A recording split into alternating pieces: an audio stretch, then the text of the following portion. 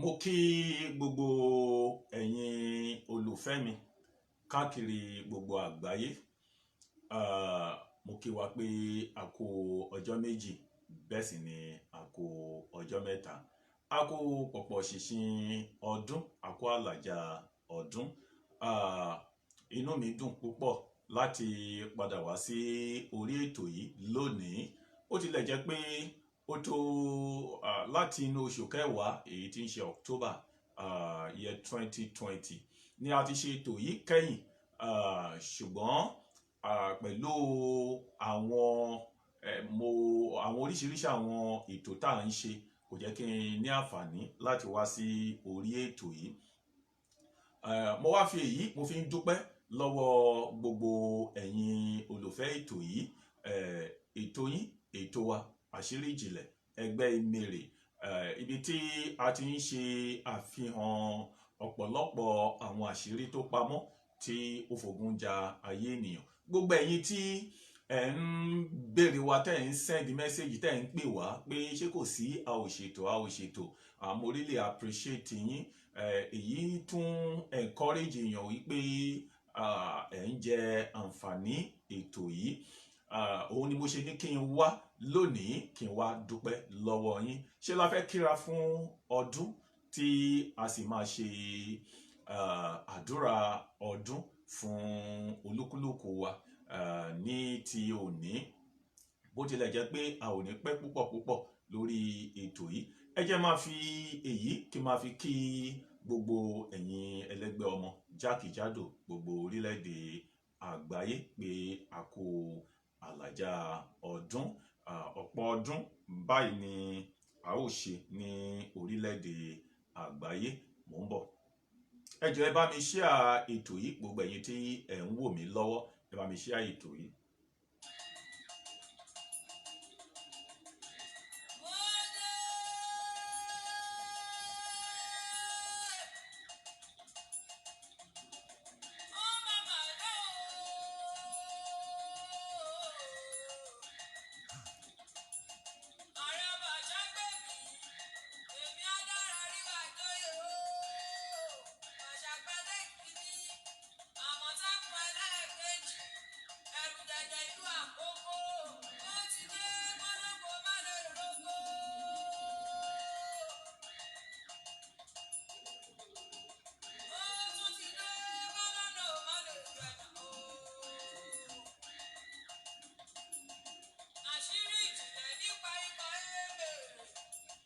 Mo kí ẹ̀yin tí ẹ ti darapọ̀ mọ́ wa lórí ètò tòní. Mo fi àǹfààní yìí mo fi ń dúpẹ́ lọ́wọ́ gbogbo wa. Ọdún ayọ̀ ni gbogbo wa la ó ṣe pẹ̀lú àṣẹ Olódùmarè. Mo wá ń fi àǹfààní yìí mo fi ń kí gbogbo ẹ̀yin ẹlẹ́gbẹ́ ọmọ nípínlẹ̀ Kwara wípé ẹ kú ayẹyẹ ọdún ẹgbẹ́ ti ìpínlẹ̀ Kwara èyí tí à ń ṣe ní àná àti òní. Ìpínlẹ̀ Kwara nílùú Ìlọrin tí a ní mo wà báyìí tí mo ti ń ṣe ètò èyí tí à ń ṣe lónìí nínú ọdún ẹgbẹ́ ti ìpínlẹ̀ Kwara. Gbogbo wa ni a ó ṣe ọ̀pọ̀ ọdún láyé.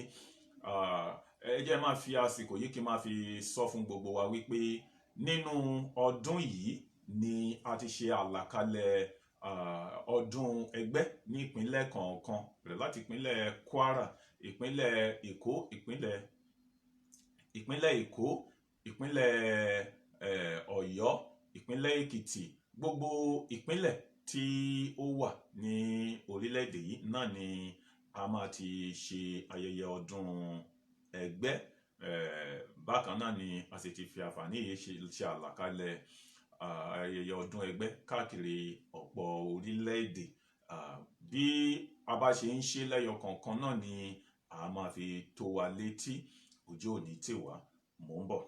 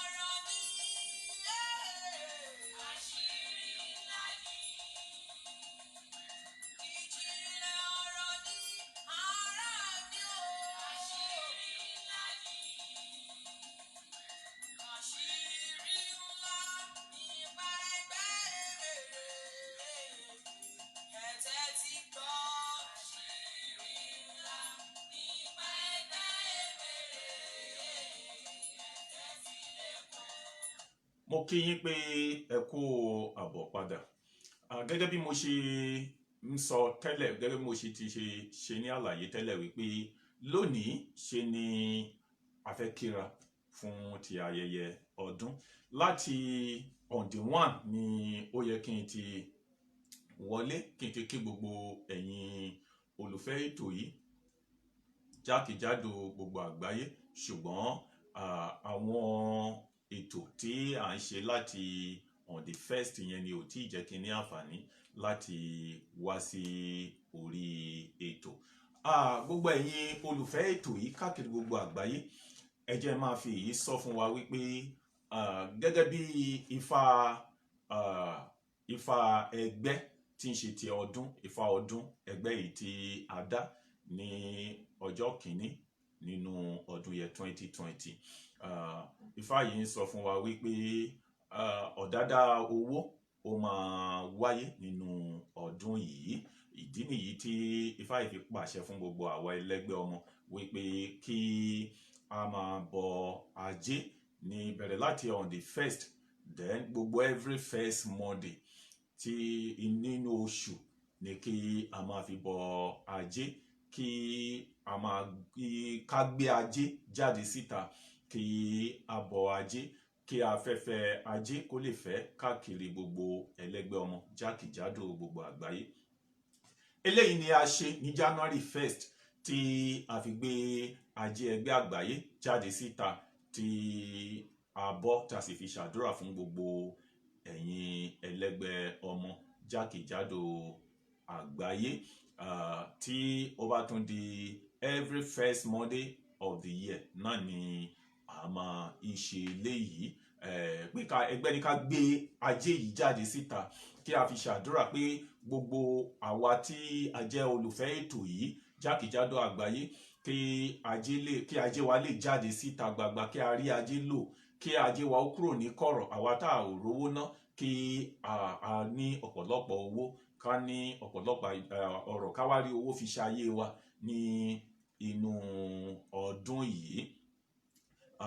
Èyí ni a ṣe tí a sì ṣe àdúrà fún gbogbo wa ní ọjọ́ kìíní nínú oṣù tí a wà nínú ọdún yẹn 2021. Lónìí gẹ́gẹ́ mo ṣe sọ pé ṣe ni a wá láti wá ṣe àdúrà fúnra wa. Gbogbo ẹ̀yin tí ẹ̀ ń gbọ́ mi, tí ẹ̀ ń wò mí yálà lórí Facebook tàbí lórí Instagram tàbí ní orí YouTube, ibikíbi tí ẹ bá ti lè ní àǹfààní àti máa wò mí jákèjádò àgbáyé, mo wá ń fi àyájọ́ ọdún ẹgbẹ́ èyí tí a ń ṣe nípínlẹ̀ Kwara lónìí, mo fi ṣe àdúrà fún gbogbo wa jákèjádò àgbáyé wípé ẹgbẹ́ ayé, ẹgbẹ́ ọ̀run, á jẹ́ ká rí ìgbà lò nínú ọdún yìí. Ọdún yẹn 2021 èyí tí a wọnú rẹ̀ yìí, àtẹ̀yìn, àtèmi, àtọmọ, àtọkọ àti ìyàwó wa, tẹbí tará wa, ayọ̀ àti àlàáfíà tá a fi wọnú ọdún yìí náà ni a ó fi la ọdún yìí já. A ò ní sọmọ nù lágbára ẹgbẹ́ ayé, ẹgbẹ́ ọ̀run. A ò ní sọ ìyàwó nù, a ò ní ṣọ̀fọ̀ lórí ìyàwó, a ò ní ṣọ̀fọ̀ lórí ọmọ. Gbogbo ẹ̀yin ìyá wa, ní ṣopó lórí àwa ọkọ yín. Gbogbo ẹ̀yin tẹ́ bá ti ní ìgbàgbọ́ pẹ̀lú mi, tí ẹ fi ìgbàgbọ́ mi ṣe àmín pẹ̀lú mi, gbogbo ohun tó ń dùn yín lọ́kàn níbẹ̀rẹ̀ ọdún yìí ní ẹgbẹ́ ayé, ẹgbẹ́ ọ̀run ni ó máa ṣe fún yín. Gbogbo ẹ̀yin tí ẹ ń wá iṣẹ́, ẹ máa rí iṣẹ́ níbẹ̀rẹ̀ ọdún yìí, kí ó tó di on the 15th of January. Gbogbo ẹ̀yin tẹ́ ti ń kọ ìwé, tẹ́ ti ń wá iṣẹ́ káàkiri, láì tí ì jẹpo, láì tí ì jẹyọ̀, láì tí ì bá ẹnikẹ́ni sọ̀rọ̀ láàárọ̀ yìí, ni mo fi ṣe àdúrà fún yín. Lágbára ẹgbẹ́ ayé, ẹgbẹ́ ọ̀run, ẹ máa rí iṣẹ́. Iṣẹ́ tádẹ̀ jẹ́ iṣẹ́ kékeré, owó ńlá, òun ni Olódùmarè máa pèsè fún yín. Ẹ̀yin tí ẹ ti wá ń sunkún oṣooṣù, tí ó jẹ́ pé ẹ̀ ń wá ọmọ, mo wá fi ọlá ọdún ẹgbẹ́ yìí tí a ti ń bọ̀ láti àná ní ìpínlẹ̀ Kwara yìí, mo fi ṣe àdúrà fún gbogbo yín pátá wípé oṣù January tí a wà yìí ni Elédùmarè máa jẹ́ kí ọlẹ̀ ayọ̀ sọ nínú yín. Ẹ fi inú yín ṣoyún, bẹ́ẹ̀ ni ẹ fi ẹ̀yìn yín gbọ́ ọmọ pọ̀n. Orúkọ àgàn èyí tí wọ́n fi ń sọ yín, ẹgbẹ́ ayé, ẹgbẹ́ ọ̀run, ó máa wẹ orúkọ náà mọ́ kúrò lára yín ní inú ọdún yìí. Ẹ̀yin tẹ́ ẹ ti bí ṣùgbọ́n tẹ́ ẹ tún wá ní ìdádúró, olókìkí ọmọ òun ni ẹgbẹ́ ayé ẹgbẹ́ ọ̀run ni wọ́n máa yọ̀ọ̀da fún yín nínú ọdún yìí, nítorí pé ẹgbẹ́ ti sọ wípé àwọn máa yọ̀ọ̀da ọ̀pọ̀lọpọ̀ ọmọ fún àwa ẹlẹ́gbẹ́ ọmọ nínú ọdún yìí. Èyí ni mo wá tún fi ń fi àṣẹ sí wípé gbogbo ẹ̀yin tẹ́ ẹ̀ ń wọ ọmọ pátá ni ẹ máa rí ọmọ bí.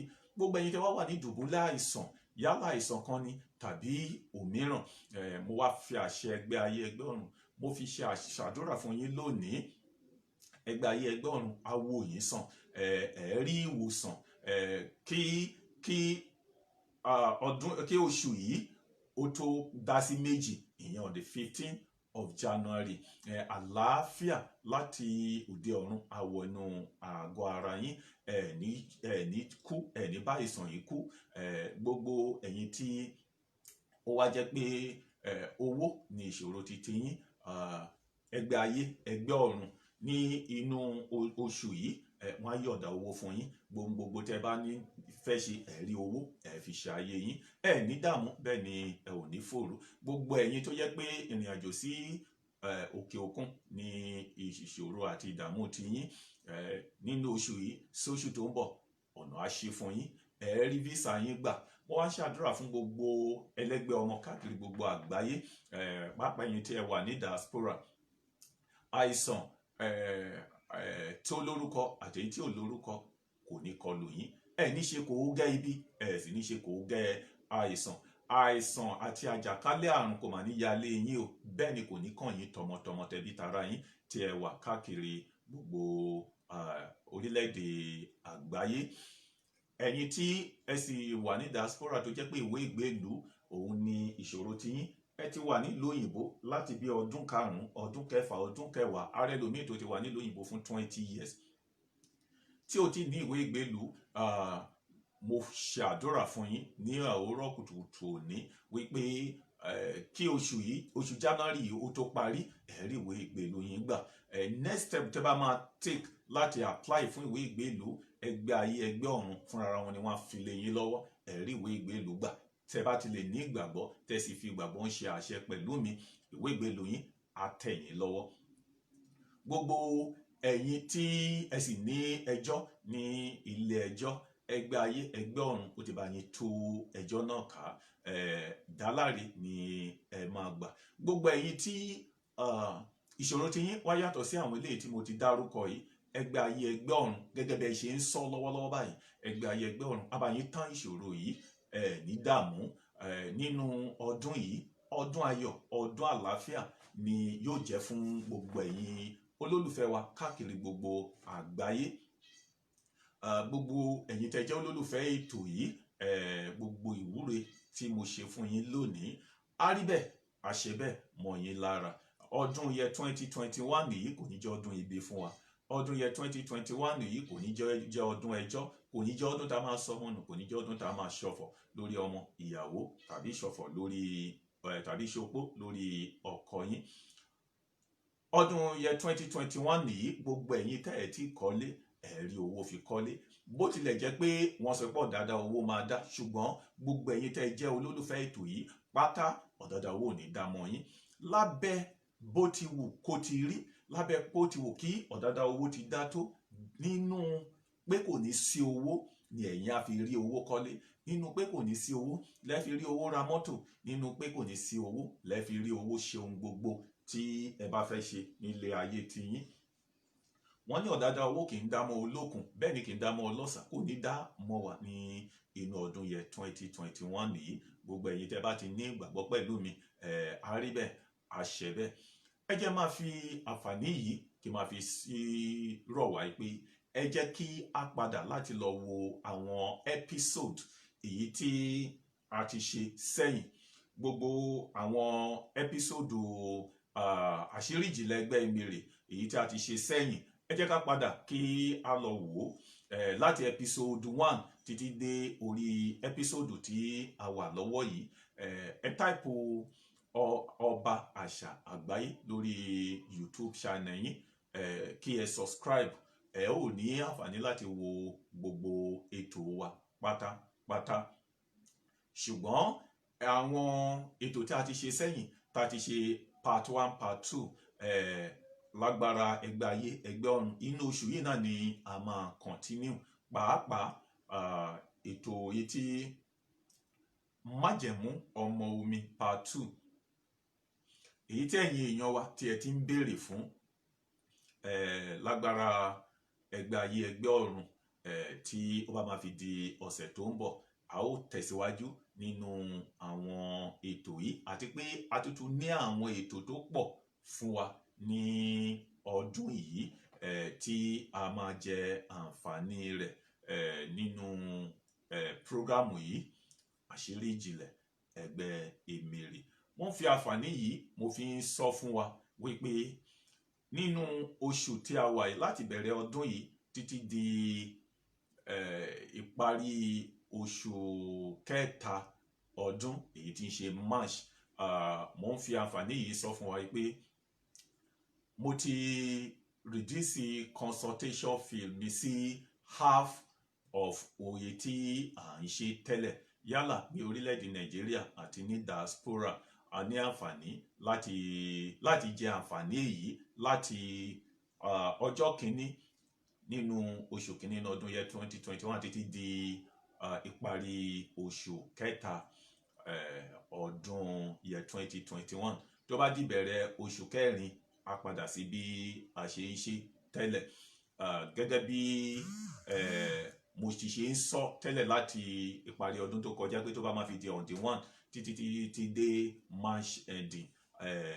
consultation wa á jẹ́ half of oye tí à ń ṣe tẹ́lẹ̀ so kí gbogbo wa kí a lè ní àǹfààní láti dá Ifá ọdún ẹ̀yin tí ẹ jẹ́ gbogbo olólùfẹ́ ètò yìí ẹ jẹ́ ká gbìyànjú ká ṣe àyẹ̀wò ara wa àwọn ohun tí ó ṣeé ṣe ká dojúkọ nínú ọdún èyí tí a wà yìí pàápàá níbẹ̀rẹ̀ ọdún yìí àwọn ìgbésẹ̀ tá a lè gbé tá a lè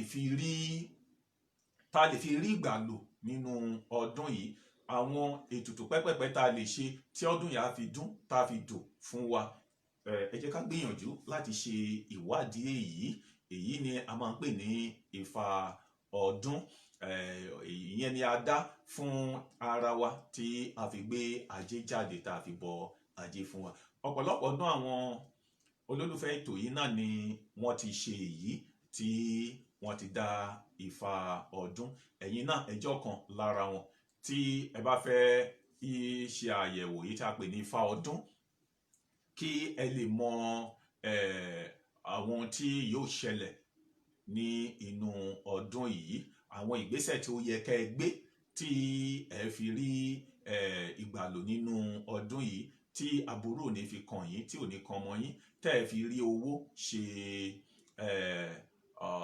ayé yín nínú ọdún yìí gbogbo àwọn pláàni tẹ́ ní gbogbo ìgbésẹ̀ tẹ́ ní tá a fi rọrùn fún yín láti ṣe ẹ jẹ́ á béèrè sí ká lè mọ ìgbésẹ̀ èyí tí a máa gbé ìyẹn ni a máa sábà ń ṣe ní parí ọdún àti ìbẹ̀rẹ̀ ọdún ni a máa ń dá Ifá ọdún fún gbogbo ẹ̀yin olólùfẹ́ wa tẹ́ bá fẹ́ ṣe èyí ẹ pè mí sí orí